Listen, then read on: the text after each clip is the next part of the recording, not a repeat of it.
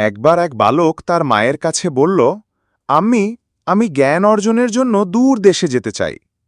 মা তাকে কিছু দান দিলেন এবং বললেন, তুমি যেখানেই যাও কখনো মিথ্যা বলো না। ছেলেটি তার মার কথা মনে রেখে রওনা হল। পথে একদল ডাকাত তাকে ধরে ফেলল। তারা তার জিনিসপত্র খুঁজতে লাগল।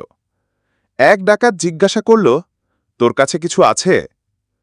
ছেলেটি নির্ভয় বলল, হ্যাঁ, আমার কাপড়ের নিচে 40 দিরহাম আছে। ডাকাতরা আশ্চর্য হয়ে গেল। তারা জিজ্ঞাসা করল, তুই কেন আমাদের সত্য বললি? বালক বলল, আমি আমার মায়ের কথা দিয়েছি, মিথ্যা বলবো না। ডাকাত দলের সর্দার এ ঘটনা শুনে কাঁদতে লাগল। সে বলল, এক বালক তার মায়ের কথা রাখতে পারে, আর আমি আল্লাহর কথা ভেঙে পাপ করছি।